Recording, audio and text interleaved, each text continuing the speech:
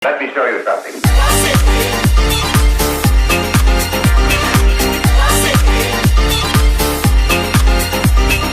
What to expect from this video? So I will be featuring Happy Skin Love Marie collection and how I've used it on different occasions.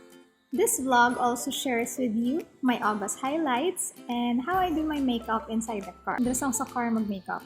Because one, the lighting is good. Nandun na yung natural light. Alam ko na hindi lang magbigla. Kung ano mo yung makeup yung kalalabasan.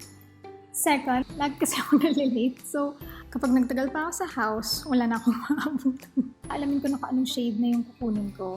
Tapos alis na ako ng house. Para sa car ko nilang gagawin.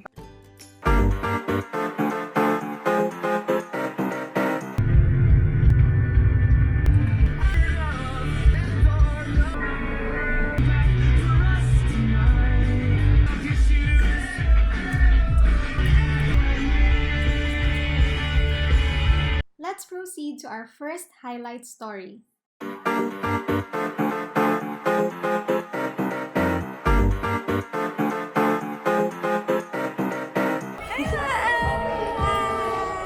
Casey! Busy ka? Here, hi! Oh, kita mo yung top mo. Hello!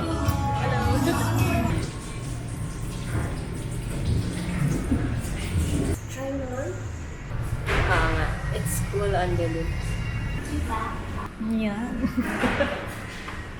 Just a quick backstory. Arian Serafico is the girl boss behind Purposeful Creative.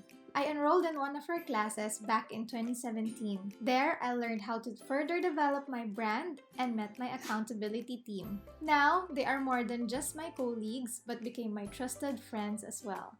We are all excited for Arian's book to come out. I got to see some other girl bosses, Sheila and Casey. Sheila developed the brand called Fortco, which advocates sustainable fashion. Casey's idea for Frolin PH was to make it convenient for Filipinas to order beauty products from Japan and Germany. On the same day that I went to Philippine Readers and Writers Festival, I got my Happy Skin Love Marie collection. I got to spend my time with Man and Charles at Soban Korean Grill. Of course, you know, girls. Pag nakita na yung makeup ng isa't isa, kadalasan parang curious na yan. So, we were both swatching the collection while waiting for the food. You know how girls are. Convincing Man to get.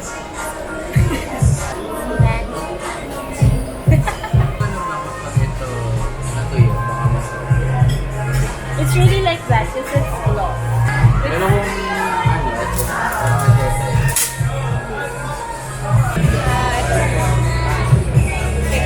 Kasi, depende.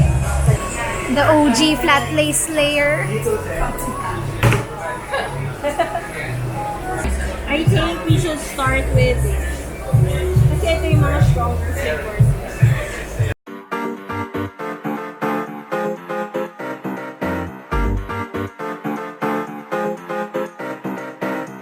Bakit?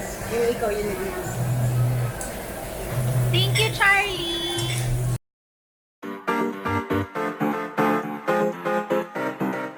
This morning, going to Lydia's Lechon for today's look.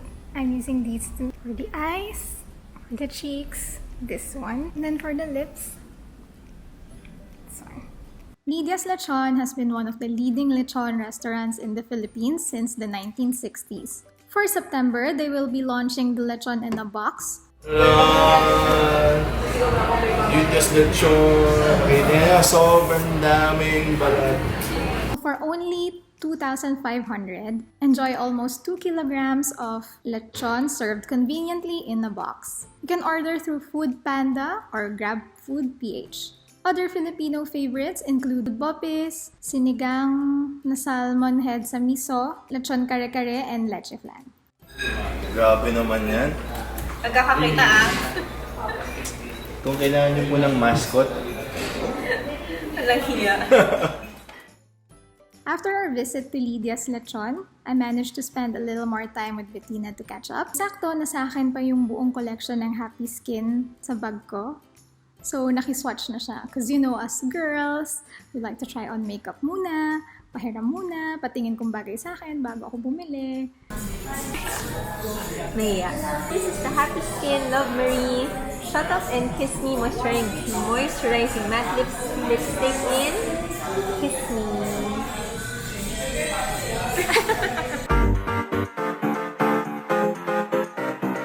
Let's try the Happy Skin Vivid Cotton Lip Mousse. So it comes in 2 colors. This one is a lot darker.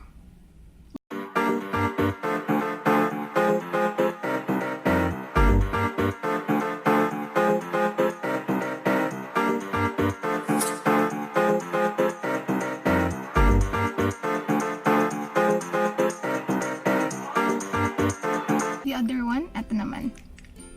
Ganda ng gold. So, rin yung teal na color niya. Tapos para siya ang ballpen.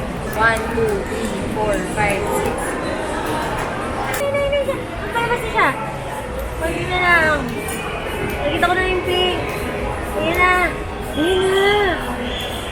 But once nagamit mo na siya, yung lumabas na yung color niya, 2 pumps na lang yan eh. 1, 2. Kasi hindi na siya babalik. So, ayan na ito. Can you see it? Ayan, ganyan siya. So, now let's try to put it sa cheeks. This has the same concept as yung lip and cheek mousse nila. It's just that ito, iba na yung packaging. This is perfect for the ones who are may yung tamad, ayaw mo magdala ng sobrang daming gamit, or hindi ka naman mahilig mag-makeup, pero pag kunwari lalabas kayo bigla, at least handa ka na, may pang cheek ka na, pang lips ka pa.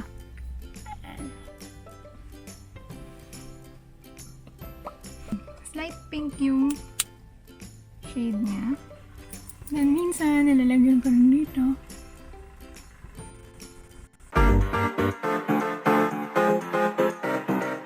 So today, I'm back here at Studio Blank with my good friends. Nasaan na sila? Wait lang. Ayun. Alex and Mars. And we're shooting for a special project. So today, Mars is going to try out something new. So instead from the usual photography projects na ginagawa niya, she's gonna try out to do some videos. So let's see how it goes.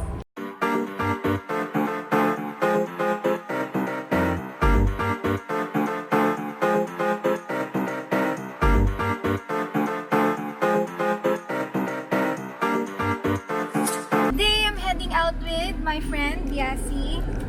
Yes. We are both using Happy Skin Love Marie for our lips. I am proud of how the print-on-print pairing turned out that day. Yas and I had dinner at Mendokoro Ramen Ba. It's my favorite Japanese restaurant. The dish that I would often order is the tantan men.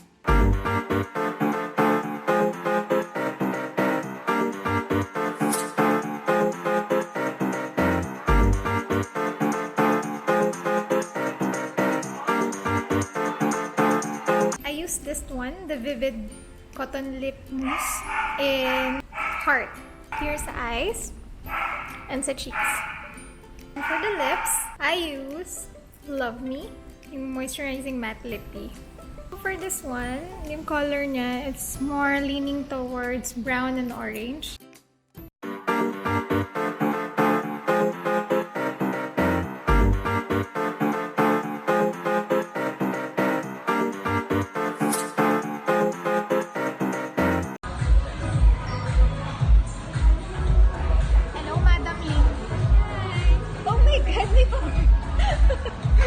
Nashock naman ako.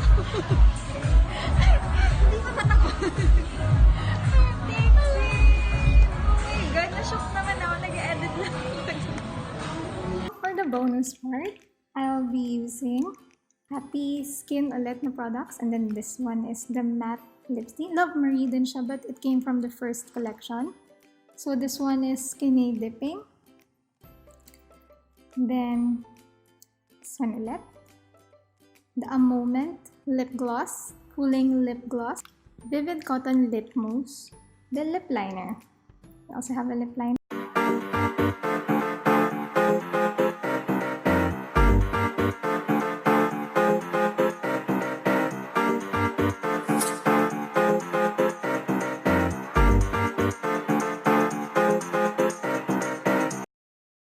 For my final verdict for happy skin, you're comfortable with the feeling ng mga lipstick and you want parang a matte look, you'd go for their Moisturizing Matte Lippie.